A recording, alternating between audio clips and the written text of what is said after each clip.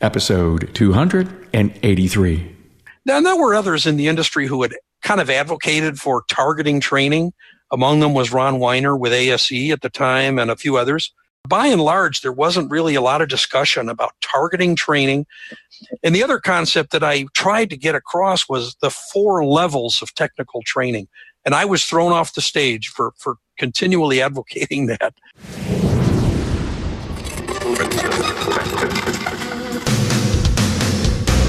Welcome, aftermarketers, to Remarkable Results Radio. Listen to learn just one thing from today's episode on your journey to remarkable results.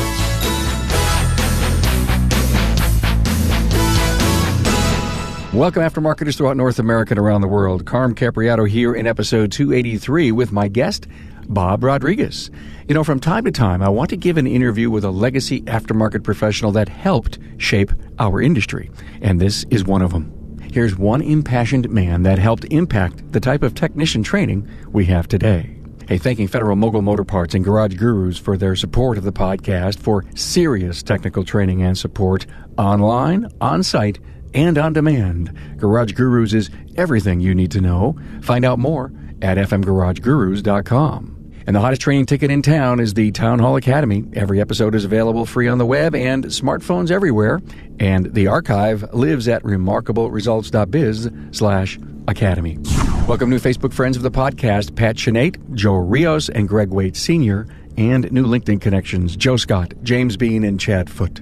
Thanks for every social connection you've made to the podcast. And I have a convenient page with every social link at remarkableresults.biz/social. Hey, by the way, looking for a technician's point of view? Looking to hear from our industry's trainers or educators? Well, on the remarkableresults.biz website, you can narrow your focus by selecting one of these series and enjoy the perspectives of these highly specific interviews. Make your commute a powerful learning experience. Now meet Bob Rodriguez. Here's a legacy aftermarket professional who spent 18 years with Bosch as technical training instructor and the training manager at Robert Bosch in Broadview, Illinois. Bob was instrumental in finding better ways to provide training, and way back in the day he made a presentation entitled Alternatives to the Clinic, which was a report on how training was managed at Bosch. Bob made the presentation and explained that we were going beyond the beer and pretzels evening offerings by vendors at the time.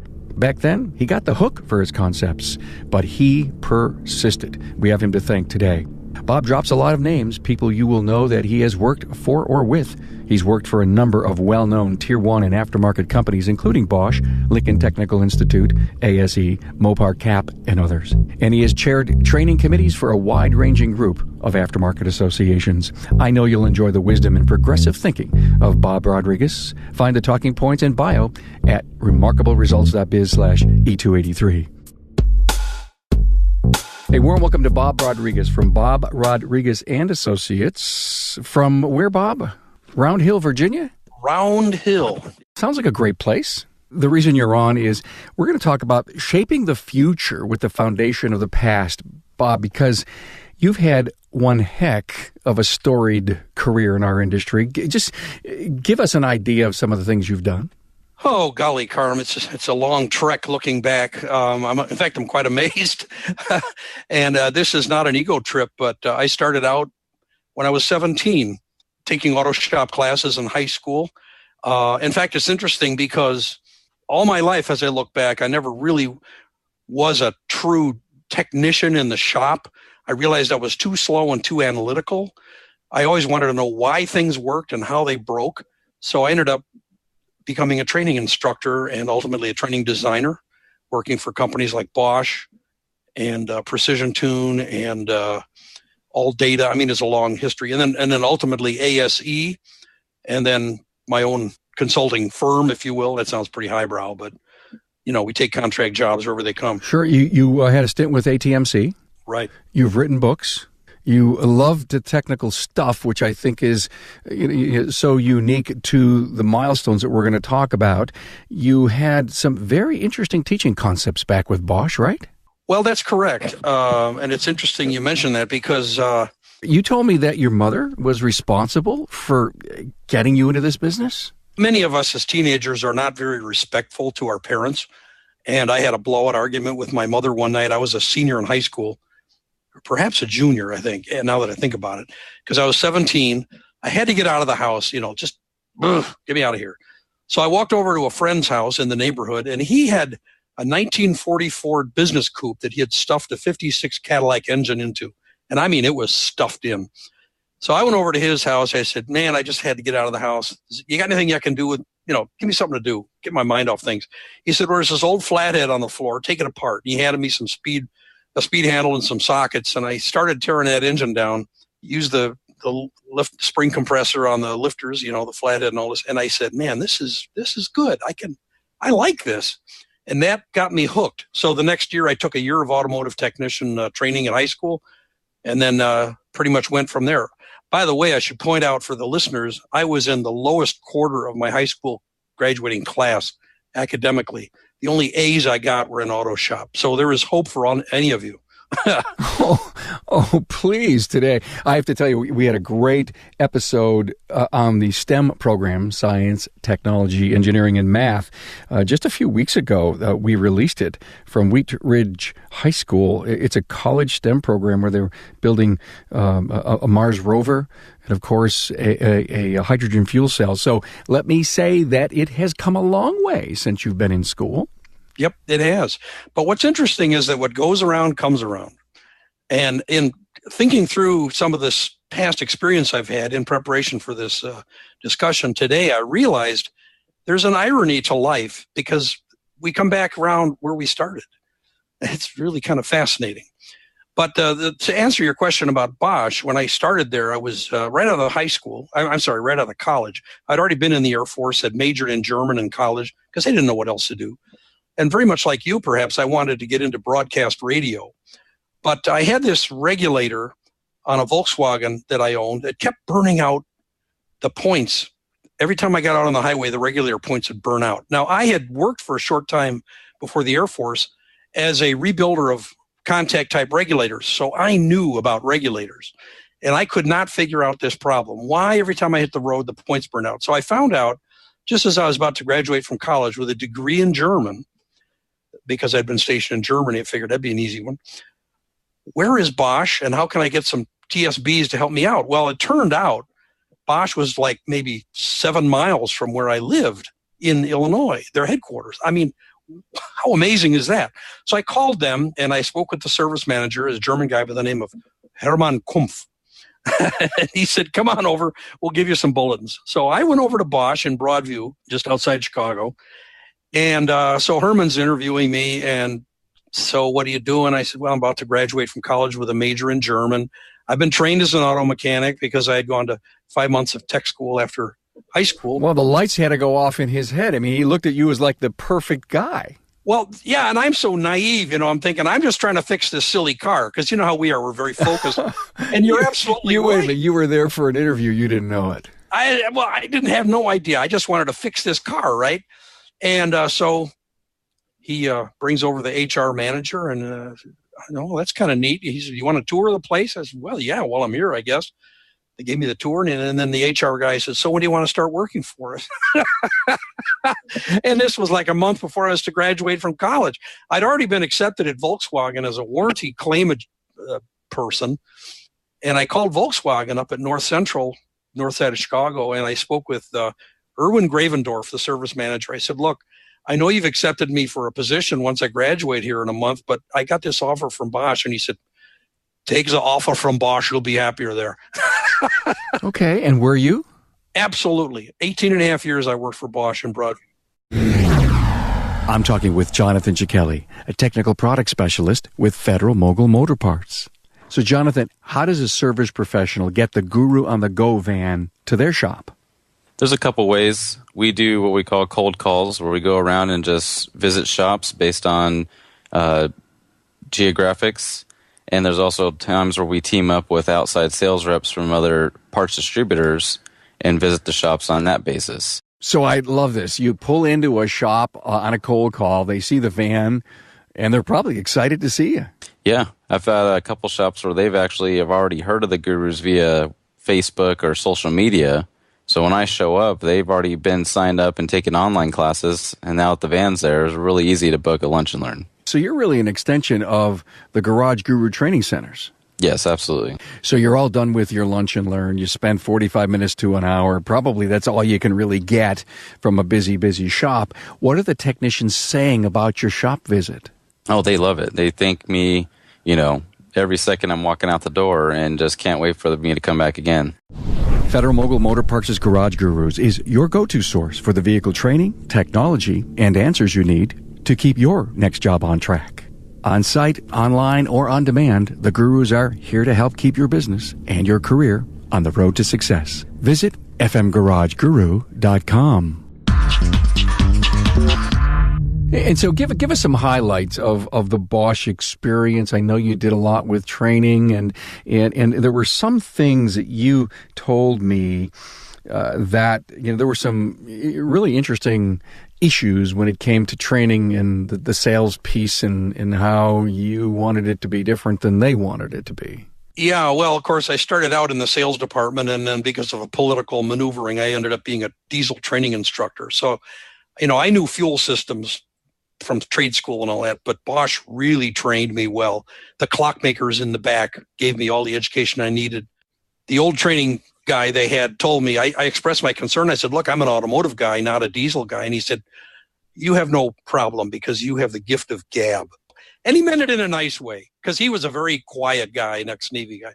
So I became a diesel training instructor and learned about Bosch fuel injection and started teaching factory schools and field schools out and around all over the U.S.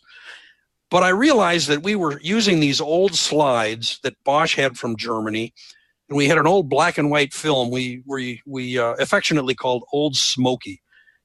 And the real title was translated from German. It was What's to be done here? And it was about this apprentice in a shop, this kid, and then there's a diesel engine that's smoking in a truck. And so that's how they use as a format for teaching.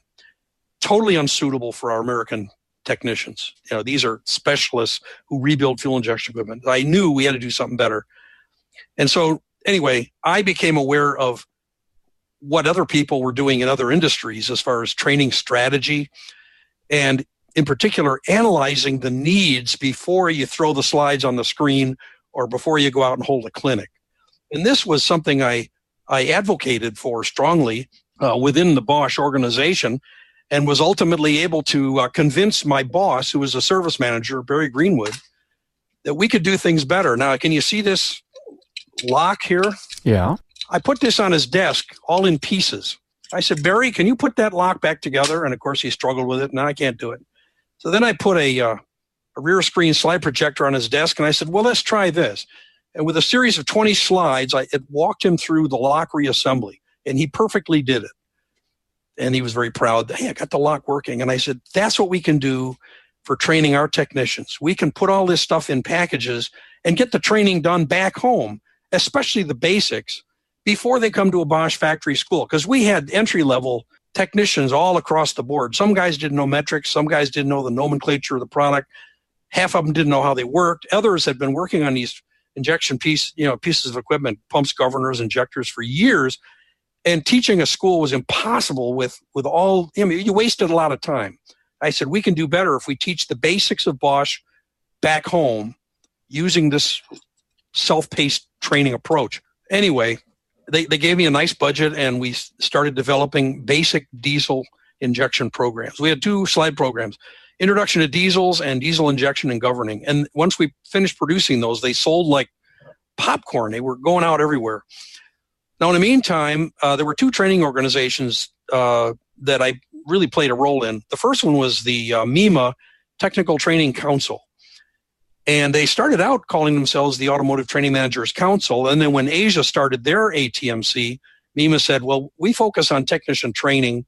Let's change our name. So they became the Technical Training Council, TTC. So now we had the TTC and Asia's ATMC, which focused on sales training as well as technical training.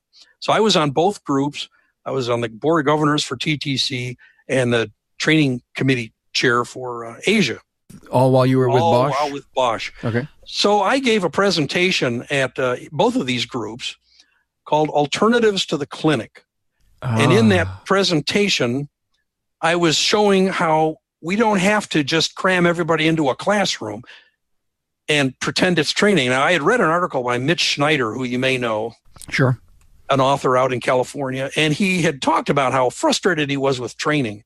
So I knew there was a need to change things. So I gave this presentation, Alternatives to the Clinic, and this guy from a well-known automotive supplier, and I won't mention his name, but he jumped up and pointed his fat finger at me and said, "You're living in a GD dream world." And I was shocked. I said, "We've been doing this stuff for 5-6 years, and you're telling me this doesn't work?" But he wasn't in touch. He wasn't in touch with the real world, and you knew differently. Well, as I came to know, this was revealed to me by Janine Sine, who was an engineer at TRW. She said, "Bob, you are so fortunate to work for Bosch." And I said, "Why?" She said, "Because all of our training departments are driven by sales, and we don't do training unless we sell product. And you don't have that shackle on you." Give me an idea of the timeline. What years was this, that this was all happening? We had started developing the self-paced training in about 1982 for diesel. 1984 and 85 was when I was on these councils and was presenting these ideas to other people in the industry. What makes me think so hard about that is back in the day, when I owned my own places and we were providing training for service professionals, I had to draw the line on being sure that there was technical training, not sales training. If not, I would never have a trainer come into my place where all the service professionals would come. And so, thank you for reminding me about the timeline of that, because that's when I think the industry was waking up to the fact that technology was moving fast. There were a lot of things to know. We all owe you, a high five for pushing as hard as you did. Well, I tell you, when a guy yells at you and says you're living in a dream world, that's a wake-up call. Did you cower and say maybe he's right, or did you fight hard? I am not one to back away from a challenge. I don't like argument. I don't like contention, but I'm a kind of a passive aggressive. I said, okay, we're going to take this bull by the horns and deal with it. So I came back at the next conference and delivered a paper called Sharing Training at Bosch, detailing how we were successfully reaching out and training our technicians on the basics before they came to a factory school. Now, you got to understand, by doing that and testing them, and that's the other part of this puzzle, is the assessment. None of that was going on that I knew of, other than maybe at Honda with John Ball. He was a progressive, and I picked up ideas from him. We shared thoughts a little bit. Our guys had to study the basics through a series of audiovisual programs in a program we called Pre-Tech Diesel Training, a whole bunch of diesel programs teaching basic warranty, teaching basic metrics, teaching product operation, the Diesel 101 and 102 programs. And so I shared all this information with these guys in these other councils. Some listened and some rebelled. And I didn't realize this till later. And after Janine had talked to me about this whole thing about being for Bosch and not having to report to sales, is that I realized later those so-called training clinics were the way that they were able to expose their product to the aftermarket. And they were fearful that if we did away with that, they wouldn't have an entity for that product exposure. So you have an ultimate undercurrent here. And even within Bosch, I met resistance because our salespeople were saying, "Now you're going to love this, Carm. If you go out and train the aftermarket, that's going to take away business from our dealers." Oh boy, yeah. And because we were getting into a Bosch service center concept just then. And I pointed out to them, look, you need trained technicians in your service centers, in your Bosch service centers. Where are they going to come from? Technology is advancing. Our workforce is declining. Where's the feedstock? It's going to come out of the aftermarket. You're going to hire the best of the best to work at the Bosch service centers. But if we don't train those guys, you won't have any feedstock to draw from. So many of the companies, I don't believe, felt the value that it didn't matter who was in front of them, if it was Moog or Standard or Bosch or anyone. And the guy left and he started to put into play what he was learning. There was a loyalty, I believe, in my heart to the manual, to the person, to the company who was there. Yeah, they would surely want to buy the product, I guess, that, who gave them that training. But, we I think worried too much about our secrets, our brand, our share, when ultimately, training almost had to be altruistic. You had to want to go out and give to these technicians the story, the how-to, the why, so that they could be around for a long time to buy your stuff. But that's a bigger picture awareness. And I think a lot of these people were just thinking small at the time. And I say that with respect because we all grow. But this thing about keeping secrets reminded me of a funny story. I think it was Brock Yates wrote an article in the one of the sports car magazine things about he had this story about following a woman driving a Peugeot, a diesel Peugeot. And he was trying to keep up with this thing. And he's saying, and at one point he said, I wonder what's going on under the hood of that car. It's got a Bosch injection pump on it, and Bosch keeps secrets that would put the FBI to shame. And I used that. I quoted that in my presentations. I said, this is the reputation Bosch has. We've got to turn this around. Our national sales manager, Truman Stevens at the time, said, you can't let this information out. And ultimately he came to me and he said, I now understand and I agree. This is a great program, meaning the diesel pre-tech program, because he could see how much good was going on. Incidentally, when we first launched this program, pre-tech, and everybody was buying these audio visuals and studying at home, my boss, Barry Greenwood, the service manager, said, Bob, our factory school enrollment has dropped. This is terrible. When the new year training schedule went out, nobody was signing up. I said, Barry, let's look at the other side of this coin. Look at all the training that's going on back home. When they finally get to the factory school, we can add an extra day of test bench diagnosis because we're not wasting our time on that first day trying to get everybody up to a level playing field. So then there were others in the industry who had kind of advocated for targeting training. Among them was Ron Weiner with ASE at the time and a few others. But by and large, there wasn't really a lot of discussion about targeting training. And the other concept that I tried to get across was the 4 levels of technical training. And I was thrown off the stage for continually advocating that. You had the hook? Get them off? No, it was more like, Bob, we've heard enough of that. No, we don't want to hear it anymore. And was it too intellectual? Why did they not like this? First of all, explain it to us. Well, 4 levels, the concept I came up with was not anything magical. It was, look, we've got to target our training to the level that the guy has a need for. Now, how do we know what the needs are? Which kind of backs us up a little further into the garage. We got to say, what are the needs? Are they in fact training? Studies in the meantime have revealed that only 21% of performance problems can be cured by training. So how do we even know it's a training problem? Well, if we do the research and analysis, Bob Mager's whole approach to training, we can determine, it's an environmental problem. Or as like one student I had about ready to retire, he said, I don't care about learning this stuff. I'm going to retire. I said, well, fine. You get a certificate of attendance.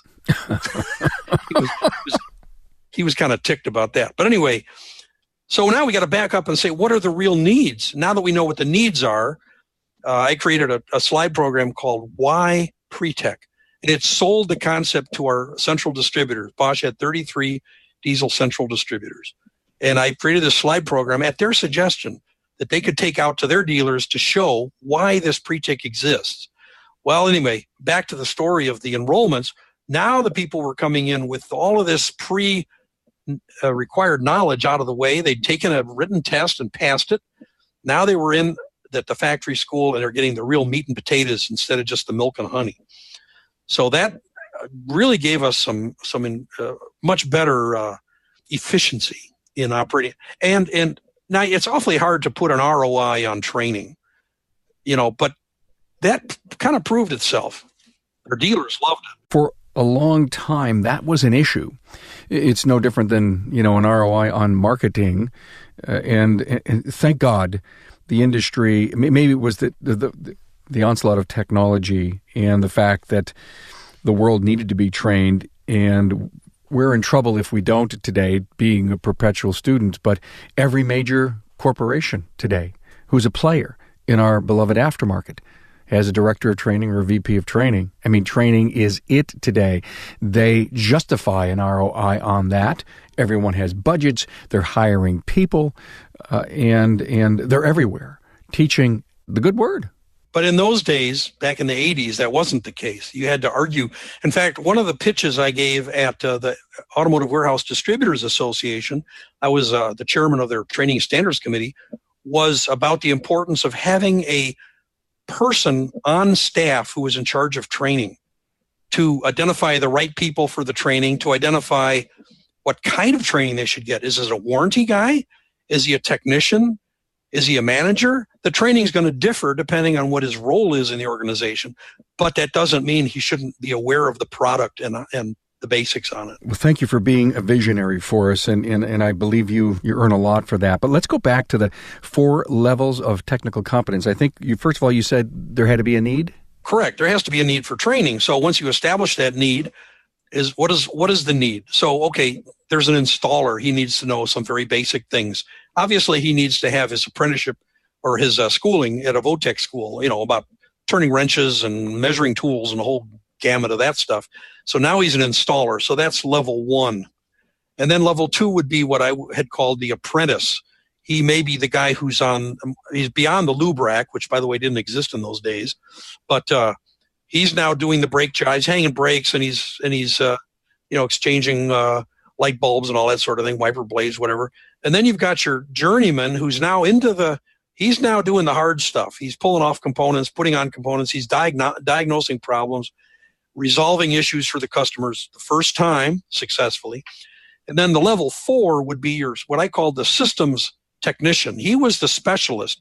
He was the guy that we now see going from shop to shop to solve the technical problems. But the way I described him is the system specialist is a guy who knows why engine timing retards 2 degrees when the left rear wheel hits a patch of ice.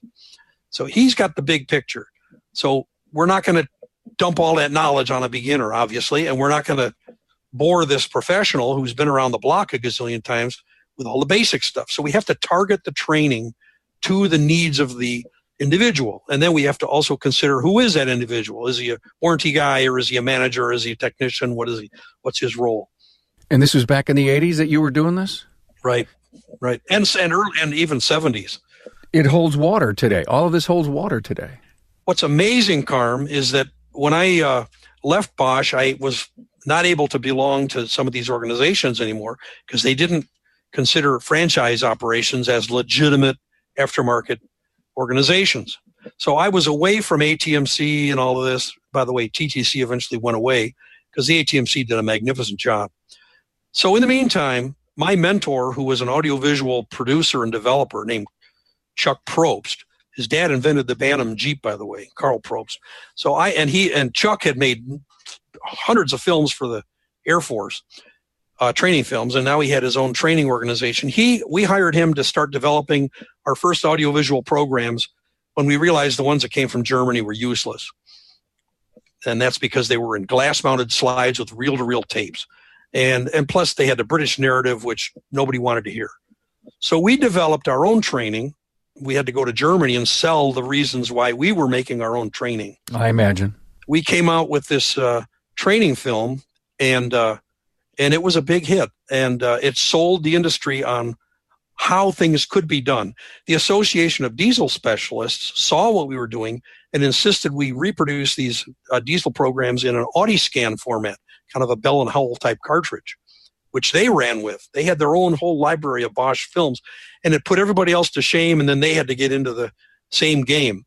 And sidebar, Association of Diesel Specialists created a special Henry B. Ortner Service Award and presented it to Bosch for all of the innovative training that was going on and how it served their part of the industry. You were there all this while, doing all this stuff? Oh, yeah, absolutely. 18 years. And that plaque, which we got, I think it was in 82 from the ADS, was a significant recognition, because when I first started as a training instructor going to these ADS conventions, these diesel conventions, I looked at the head table of all the leaders. You know how you do up at a convention. And I in my mind, I'm thinking, I want to be like those guys. I made that my benchmark. I want to be like, it's amazing what you wish for sometimes happens. Ultimately, when we got that award, Jimmy Britton, who was a service manager at Standardine, came to me and he said, I wish we had our corporate name on that award. It was like, wow. You step back and you go, gee, maybe this is what I was wanting to have. Okay, we can make that happen. Exactly. So, and then those other companies, Standardine, Lucas, and the rest of them all jumped into the audiovisual program game that AudioScan had going on then. So we drove them, or if you will, shamed them. I don't want to say I shamed anybody, but the sample product was working phenomenally well. And Henry Ortner and others, and notably Herb Wittersheim, who was one of the earlier presidents of ADS, he pushed the industry forward by saying, we want this library of programs. We want all of you to be on board with it, like Bosch has done. Thank God for the visionaries out there. Yeah, but you take the tomatoes too, Carmen. You know that. Okay. I get it. Like getting a big fat finger pointed at you, But I've never been one to back away from a challenge. Ever spend a lot of time out with the service professional in the bays? When I was with Precision Tune, I went out and talked to technicians in the shops. By the way, that's such an interesting... Did you go from Bosch to Precision Tune? I did. And that's an interesting move. Can you tell me how you justify that one? Well, the last couple of years at Bosch, I was no longer the training manager doing the operations stuff. I was then the communications manager, product and communications manager for Bosch. So I was literally told by our president, go out, join the organizations, push our training, prove to the industry that Bosch is not just a commodity broker. So at the end of 87, Bosch said, Bob, we got hundreds of these films out there. You've done a magnificent job. We don't have anything else for you to do, but we could have you teach as an instructor down at our plant down in South Carolina. And I said, I've been there, done that. And in the meantime, one of the guys from ATMC that I knew, Mark Daniels, said, well, we're looking for a training manager. We're moving the corporation from Texas up to Sterling, Virginia. How about if you interview for the VP of training? So I did, and I got the job. And so at Precision Tune, it was a whole different real estate. They were focused on royalties and selling franchises. And I realized I was a fish out of water. Where Bosch had been totally service-oriented, now I was all of a sudden in the financial side of things. But you interviewed for what kind of job there? Vice president of training. So I got that position. But you were still a fish out of water. Because they didn't want to hear about all these concepts of training that we had done. Their concept was have a technician come in for 5 days of school, and on day one, Sunday evening, they were presented with a 2-inch thick 3-ring binder that they were to study to prepare them for the school. And I came in and saw this way of doing things and tried to change it, and they didn't want to hear it. It was tough. All right. So, and then what was next? ATMC? Let's see. After Precision Tune, ATMC came later on as far as being the administrative director for them. From Precision Tune, I ended up working for AllData for 6 months as a sales rep. Now, I saw the product and I loved it because I loved this idea of putting a car on a dyno, monitoring what's going on with a lab scope and a breakout box. I said, that's how you find problems. That's why I went to Precision Tune. When I went to AllData, and by the way, let me back up. Precision Tune, it turned out most of the technicians were using those Mustang dynos as ashtrays. They were afraid of the dyno. They were not sure how to use it. A lot of the technicians that were to answer your question, going out and visiting the techs, a lot of technicians were concerned about their bosses hiring drug-addicted technicians and everything else that they could. They were concerned about their own safety, and I'd go to the boss, and he'd say, that's all we can find. We'd like to hire other hamburger flippers out of McDonald's or whatever is all we can find. So it was a real challenge talking to the techs. Now, when I was with AllData, I had a chance as a sales rep. I visited over 200 shops and tried to make sales. I sold one AllData machine. It was a $3,000 computer. Yeah. You know what I find so impressive is you had a great tenure with Bosch, very disciplined company, but even though you made the choices to leave to do other things, it looks like you continue to land on your feet all the time. I've been blessed. I mean, that's all I can tell you. I think it's not about me. It's about how opportunities come in one's way. And I would give and I've taught to many, many school students about this. because I've had the opportunity to loop back around and work with students in the schools. You got to set your goals, put your eye on the goal. As Mark Daniels at Precision Tunes once said, keep one eye on the present and one eye on the future. Okay, let's drill into what you just mentioned, students, NATEF, ASE. Can you give us just a few minutes on your experience there? After all data, I was desperate for work, and I was inspired to call Bert Kearns, who was the education director for Lincoln Tech Corporate in West Orange, New Jersey. And he said, well, they're looking for a training director in Baltimore. I don't know if you want to make the drive. It's 80 miles, but you could call there. And I did, and I got an interview set up, and I got the job as a training director at Lincoln Tech in Baltimore. And that was a 6.5-year gig driving to and from. It got crazy as the training director, so I literally chose to become an instructor instead. It cut back on my hours and the intense craziness of working as a training director for certain people that I won't mention names of. But it also forced me to become ASE certified. I'd always advocated for ASE all the way back to the Automotive Satellite Television Network, where I did a series of videos on why people should be ASE certified. Mm-hmm. But I'd never actually taken the exams myself. So now that I'm teaching at the vocational level, I had to get certified, which I did. I took the school through the NATEF certification process, got them accredited, and then I took the demotion, if you will, to instructor. And one day, Ron Weiner called from ASE, and he said, I finally got this is Ron's eminent his style. He said, I finally got a job for you that's not filled with landmines. If you know Ron, that's, it's all about the politics, right? He said, do you want to come in and interview? And I said, absolutely. Now, he didn't know this, but ASE employment had been on my bucket list for over 20 years. Cool. I mean, I had made that. I work for ASE. Ding, ding, ding, ding, neon lights. So all of a sudden, here's this opportunity. So I interviewed and I got the job. Now I'm commuting 30 miles instead of 80. And ultimately, when they moved to Leesburg here in Virginia, my commute was now 15 miles. Bingo.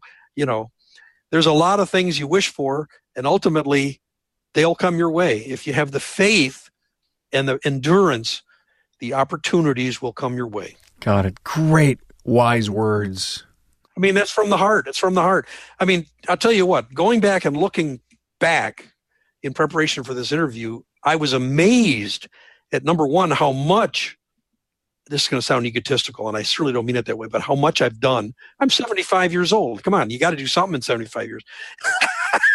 And the other thing is, when I ultimately went back to ASE and was put in charge of ATMC as an administrative director, I realized a lot of these concepts that I had advocated for had become reality, because this fellow I mentioned, Chuck Probst, had chaired a training committee with the SAE, and they created 2 recommended practices on how training how it should be designed and how it should be evaluated. ATMC picked up on that. Ken Cerny was a member of TTI. He was an employee at TTI and a member of the training committee with ATMC. So they published a booklet on competency-based training. And then they ultimately did one called ROI, return on investment. How do you justify the investment in training? All these concepts started blossoming like fruit on a tree. When I went back and looked, gosh, the seeds were planted in the 70s and 80s, and now they're blossoming as fruit on this aftermarket tree.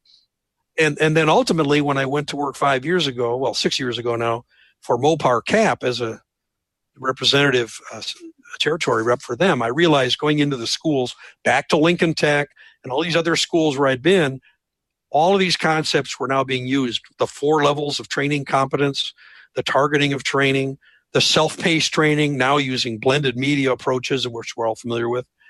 All of this stuff we went from overheads on a projector to slides to film strips to VHS tapes and computers, and now look where we are. Oh, amazing. And I'm hearing this trip through memory lane and, the Bell and Howell and slides. And, I had my hands in all of that for all those years. And you're right. When you stop and you think, sometimes you don't see that evolution happening because you're always thinking about tomorrow and, you're setting good business plans and visions. But it's all that interesting legacy that's, if you will, weighted behind you in like Santa Claus's sack that you drag forward. You don't necessarily feel the weight of it, but it's there. And you mentioned legacy. That's interesting. I heard a term from Mark Cordo, who's really involved with the hybrid vehicle training. He talks about legacy knowledge and how important it is to get past that. And that's another part of this. You can't stop. And you know this as well as I do. You can't stop learning. Like a sales rep at Bosch told me years ago, a day without learning is a wasted day. And so every day I try to at least get on the internet and read technical training stuff, whether it's from Motor Age or whoever, to stay involved and keep my fingers in it. And there's a lot of information, as you know, you got to be careful because it may not be true. So you can easily go down a false alleyway and get the wrong idea. But I think that if you consistently have a goal, a long-term goal of where you want to be and stay focused on that, all this other stuff kind of becomes fluff, and you can stay true to your course, if that makes sense. No, there's no way. You seem 75 years old to me. People tell me that. I don't behave that way either. I sing barbershop. I get out and have fun entertaining people. I'm a ham radio guy.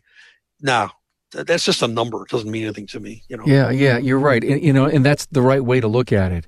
Wow, vibrant, fun, continuing to learn. You're a legacy guy in our industry, and I am so happy you came and you dropped like 30 names on us. And some of us that are listening are going to say, I remember him, or I knew that name. And just as the behind the scenes stuff of, really what it took. It was almost like that big wheel that had to be turned in the 80s, and you helped turn it. Even in the 70s, the concept of modularizing training so that a person could pick the training modules he needed for the product he was servicing and nothing else. But you know what's really interesting? Every once in a while on some of the forums, I hear some chatter that says, I'm not going to a seminar like that again because all they wanted to do was sell me something. Do you still think there's something like that going on? I can't help but think that. And it's funny you mentioned that, because in one of the shops I was in when I was writing these articles for Super Automotive Service called Training Tracks, it was a whole series, 33 some articles, whatever. I was in a shop and I asked the technician, I said, so do you go to training at all to stay up to date? And he said, no, I don't believe in training. And I was shocked. I said, this is after Bosch and everything else, right? And I go, you don't believe in going to training? And he said, no. I said, so what does training, what do you mean when you say training? What are you envisioning?